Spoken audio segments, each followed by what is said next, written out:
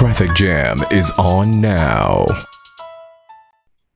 Hey, welcome to Traffic Jam. I'm your host, Kenny Williams, and I'm sitting here with Last Comic Standing.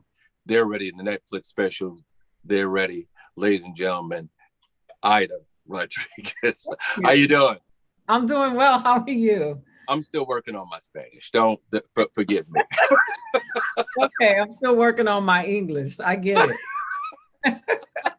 So let me get to it, and I'm learning you like the audience is learning you. When and where did your comedy journey start? So my comedy journey began in Los Angeles, actually. Okay. I moved here to be an actress and a writer, and I came to comedy later. Though I always wanted to do stand up, I didn't start doing it until I moved to Los Angeles. So I didn't start in another city and come to LA after being established. I decided to do stand up in one of the toughest places to do stand up in the world. Yes. Is a different, that's a different city altogether. Where are you originally from? So I grew up in Miami, Florida. I lived in New York when I was young, when I was a kid, not when I was younger, but I claim Miami because I spent most of my life there. Okay. This is what's always been like in watching so much of your stand-up, and either like your for comedians, sometimes comedians, it takes some years to get to their point of view and their perspective and being clear and being confident to stick on it. Did that happen for you in the very beginning? Or did it just like, like a lot of comedians start with hacky jokes just to bring the audience in? Like you come with heavy topics, very political. Was that in the very beginning, or like you gradually got into that? No, I that's actually a really good question. I would say that I started with a heavy point of view. I had to find my funny because the difference between a comedian and an orator is comedy. Yes. But I did have some hacky jokes at the beginning. I did have some corny jokes. I think that's just part of being a comedian, being afraid. But I did start with some heavy topic. If people who watch my stand-up will say that I've always been this person. It's not like I was a different style of comedian and then evolved to this. I came to comedy as a grown-up. So It was, you know what I mean? Like, it wasn't like I didn't start comedy when I was like 16, like Dave Chappelle, and then 14. I started as a woman. So I had some clear views and ideas about how I saw things. But I had to learn to adjust that point of view for comedy and make it funny, because that's the point of comedy. Was there anyone like that that mentor you or give you like pointers and say, okay, this is how comedy, and this is the technique, the elements, and this is how you get to the funny? Well, yeah, of course. I had a lot of mentors, especially when you do stand up and you're a woman. Everybody chimes in. Everybody wants to mentor you. Everybody wants to give you advice. They do it to newer comics, but to women a lot more, because for some reason men think that they have this thing over comedy. But I do have some good mentors, and a lot of people did pour into me.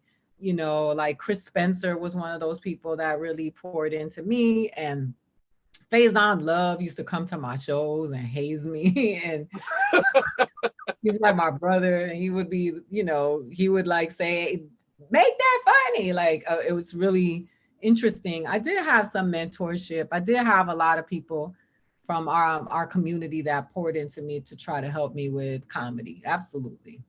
Okay. And one of the things you say, like Tiffany Haddish, like, is a friend. And I know in this comedy business, like friend is thrown around like love. Like, that's my boy. I always knew him. We was always, but you really claim like this has been like a true friendship. Like you had a pact, what have you. Why do you say that she's been like a friend? And you know how this business is, to really claim someone, to even develop that relationship. Why do you say that? Well, we were friends before her fame. We've been friends since I started stand-up.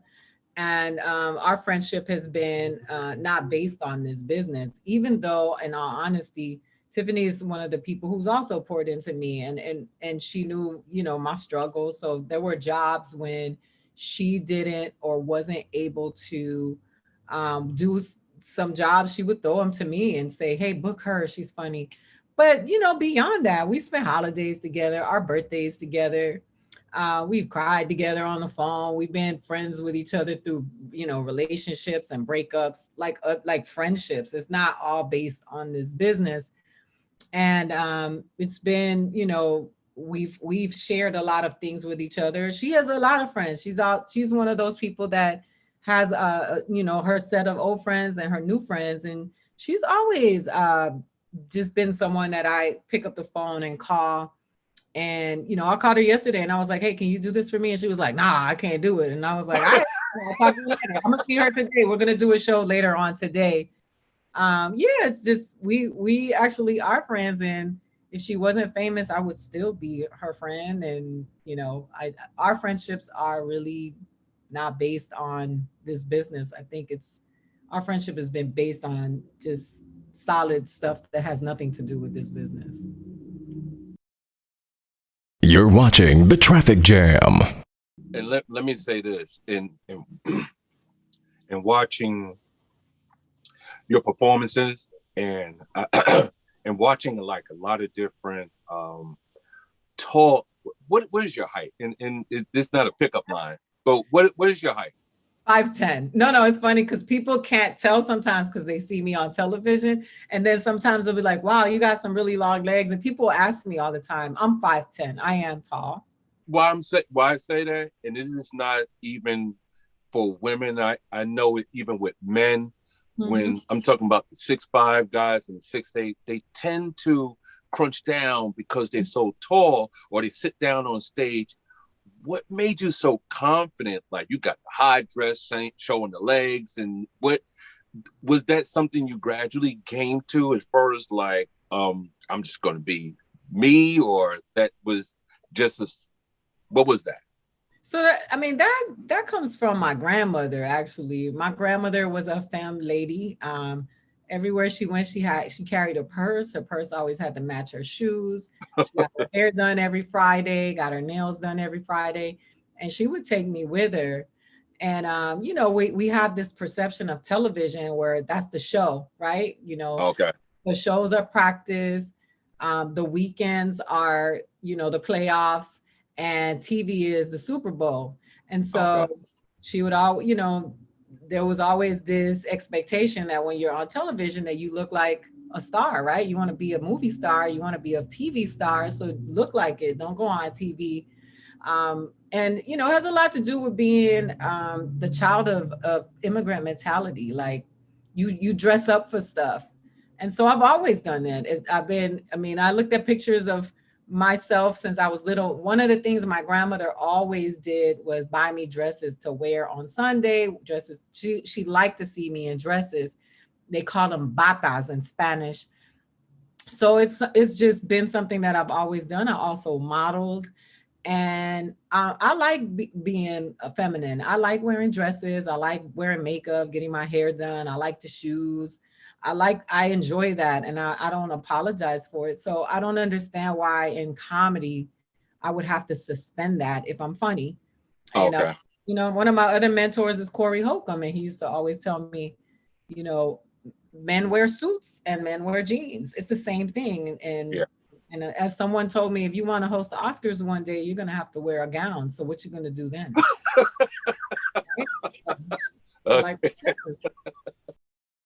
How's it going? My name's Carlos Celebranaz. I play Prince Marky D in the Salt and Pepper biopic. Check me out on Traffic Jam podcast. How was that experience? And I like with the whole thing, how it, because you did the first season of They Ready, right? And you did the half and that. What was the experience like? So I was shopping my hour. I was already working on putting my special up, and I was going to the networks. And then Tiffany had told me she was working on this, that she was going to do it. And I, you know, I just kept working because I felt like she had just hit this fame thing. And I thought it was very noble of her wanting to do this, but I didn't believe that she had the time to do it. So I just continued to work. And when she called me to do it, it was great because I got to work with people that I love and respect. Shantae Wayans and April Macy are like actual friends of mine. Wow. Yeah. You know, they're people that I was on the phone with Shantae last night, helping her with something. April's in Hawaii. Like we're all very good friends. I love Marlo. I've known Marlo for a long time. Flame and I became friends at this experience, and we've become very close. And Tracy Ashley, I did Last Comic Standing with. So it's like I had a connection to everybody on the show. So it was actually a really good experience. It was very positive. There was no cattiness behind the scenes. Like we can honestly say that. It was just really good vibes. So let me ask you this: that with would you say like you're in another lane because you're a Latino comedian? No, it's funny because there are a lot of comedians that end up in certain spaces. And unfortunately, or fortunately for them, some people want to stay in those spaces. I actually am blessed enough to be able to do stand up in places that don't match. You know, for example, one year I did Nickelodeon Mom's Night Out. That's a very mainstream, clean. Yeah. I did Last Comic Standing, which was NBC, very mainstream, middle of the country. I also did Shaq All-Star Comedy Jam, which is an urban thing on Showtime. Yeah. And, I did 2 seasons of Stand Up and Deliver, which was on Nuvo TV, which was a Latin show. And I did HBO Latino. So I feel like I'm blessed enough to be able to just be my authentic self no matter where I land. And people just receive me because they can relate to me as a human being. So, my lane is very different. There are comedians who, for lack of a better word, stay put in a certain market and can only speak to one group of people, or are not allowed to cross over into the different, sections. But I feel blessed enough to be able to do that. And I think that when you focus on the human experience, people relate to that, no matter what but I'm always going to speak like someone that comes from where I come from. And I'm always going to speak from the place of honoring Black and brown people. And I'm never going to apologize for that. So, but that creates a way for me. Oh, okay. So you're a woman of many hats. Like you're a writer. Too many. Yes. But what is your like, and I'm not saying that but what is your passion? What is your writer, actress, comedian? So I'm a performer at my core. Writing writing creates a way for me to do the things that I want to do. Hollywood is not set up for Black and brown people. It is set up for us not to get in. And that's just the reality of it. The TV shows, the movies, the roles, they're not created for us. This is now that we're creating some space where people who look like us are writing the TV shows and producing the movies that we get to see those. But when I moved to LA, there wasn't an abundance of roles for myself. So writing is what creates that for me. I love to perform. Stand-up is something that I came to later that I love to do and I respect and honor. Acting is something that I've been doing since I was a kid. And, I started, I remember in high school, I wrote a play for myself that I starred in and I produced on a high school theater stage. So I think that, my love is to perform. I'm an artist to my core. I like to express myself through many mediums, which is writing, acting. And I don't know if I can choose between acting and stand-up, but I will say that at this moment in my career, stand-up is more my husband and comedy, and stand-up is my husband and acting is my lover.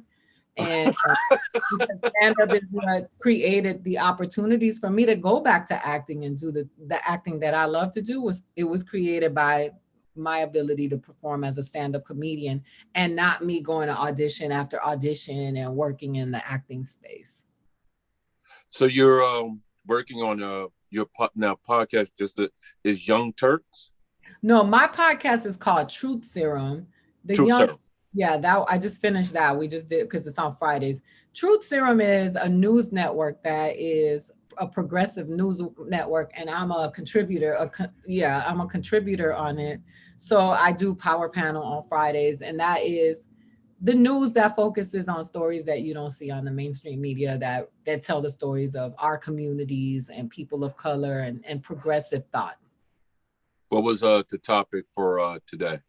I haven't done it yet. It's okay. Yeah, so what's Young Turks? The Young Turks is it's the name of the news network, and it's based on this a group of people in Turkey that would fight for equality, and there were revolutionaries, and it's not about Turkish people, but this specific group. And that's why the Young Turks is called the Young Turks. And I'm looking at this so I could show. So today the stories are minimum wage. We're talking about Rand Paul, the golden calf thing that they're doing with Donald Trump, which is some religious crazy, Mitch McConnell, and then plastic surgeries are up in the pandemic because of Zoom calls. Those are the stories that we're covering today. Okay. You're watching The Traffic Jam. You're all over the place. Yeah, I am. But that's just right in line with, a lot of comedians do this that speak more on political issues, like Alonzo Boding does it, Helen Hahn. There are different comedians that come on. So it's a space that's created specifically for comedians who talk about political and social issues. Okay. In your we all gonna leave a legacy or people to remember. Give me 3 to 5 projects that you want people to remember you by. Oh, wow. That's a really good question. So I would say, I don't know if those have happened yet. I'm working on a movie right now called Dancing with Raymond that is based on my family's story. That's definitely something that I want people to remember me by. It's a love letter to my family. I guess my They Ready stand-up special is something that's very, very dear to me because it talks about things I had never talked about in stand-up comedy, specifically being kidnapped. Like it was very hard to make jokes out of stuff like that because it's painful. I think my son and my daughter are, my greatest labors of love, and the gift that keeps on giving when it comes to my legacy. I think they're both incredible human beings, and they will continue to do the work because they stand and believe in the things that I believe in. My TV show that I'm working on right now with HBO Max, which is based on my life with my family, my children, that part of my family. That's something that's very, very important to me as well. And I think I'll leave the last space for something that I haven't done yet. Okay. There's one thing, and I didn't even cover it, and this is so interesting. Last comic standing. As far as like with comedians, are you for competition? So no, I mean, I'm very conflicted on that because a lot of people who I respected told me not to do a competition comedy show. I remember Dave Chappelle was like, "You're a comedian, don't do that show." But the truth is that there aren't that many opportunities for us, Black and brown people, in comedy. So sometimes we have to do what we have to do to get the visibility so that we can get the work. I don't regret doing Last Comic Standing. Wanda Sykes and Paige Hurwitz, who were the producers of the show, saw to it that I was properly, that I was treated fairly, and that I had the best opportunity and the best experience that I could have. But do I think that comedy should be competitive? Probably not, because it's based on people's point of views and it's very subjective. And how do you rate, a comedian who does comedy with a guitar versus someone who does hardcore political comedy? They're very different, and the judges are going to judge it based on what they think is funny. And so, I don't know about that. I think that now I understand what they were saying, but they were also speaking from a place of privilege because they had different opportunities than I did. Oh, okay. Okay.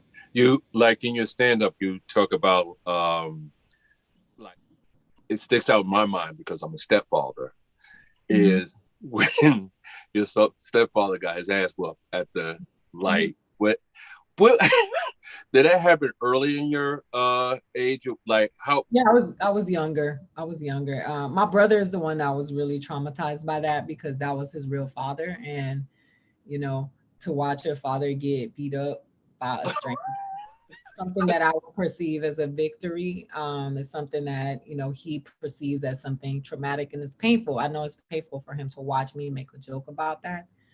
But, people are multidimensional, and my father has some issues. He definitely has some issues. He was really young when he got with my mom. My mom was really young. She had 2 kids, and it was a difficult time for him because he had just defected from Cuba. He never got to see his parents alive again. Not to justify, but to give it context. I think it's easy to just demonize somebody because they are problematic, but I think we are all problematic. And, I chose to forgive him and move on. We're not best buddies now, but he is the father of my brother and my sister. And he was there. He provided a life for me. And, in areas where he was weak, that's life. But there were areas that he was strong and things that he did for us that was very, impactful in a positive way. So I've just learned the joke was the best revenge. The joke went viral. People loved the joke, and people could relate to it. And I hope that joke landed on somebody and maybe gave them perspective on how they were treating their stepchildren, and could give somebody, perspective and maybe improve a situation. Yo, one me youth. This comedian A.G. White, not White, no. And you're listening and watching and jamming to the Traffic Jam. Another thing we're going to do for the chest is good old-fashioned push-ups. So we're just going to do a regular traditional push-up. Have the hands about shoulder width apart, feet about hips width apart. Go ahead and lower yourself down, chest to the floor.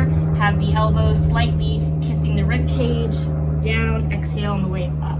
Make sure your butt's not up here. Make sure that it's not sagging. You want a nice solid high plank. As you go into this position, extend, come out. One of my favorite chest exercises. Hey, it's been a pleasure. Thank you for having. So what do you have coming up? I know you mentioned it, but how can people find you, and what do you have coming up? How can we look out for? So awesome. Next week, I have a show coming out with Angela Yee from the Breakfast Club called The Mastery of Comedy. It's coming to Facebook Watch, I believe. Okay. And it starts, I believe it will start airing next week or the week after. And I'm also taping my comedy special for HBO Max, which will be shooting, I think, in June. Mm-hmm. In the meantime, They Ready is still streaming on Netflix. I have a special on HBO Max. And I have a special, and I'm on Shaq All-Star Comedy Jam on Showtime. They can follow me at Funny AIDA on Instagram and Twitter. And then on Facebook, it's Aida, AIDA.Rodriguez. And that's where my show, Truth Serum, airs every Friday at 12 p.m. Pacific time. Hey, thank you. Hey, ladies and gentlemen, this has been the Aida Rodriguez lady. Thank you once again. Thank you for having me. I appreciate you, thinking of me, and I appreciate, just being thought of. I'm grateful for it. We all just people. Yes. So, hey, this has been Traffic Jam, and I've been your host, Kenny Williams.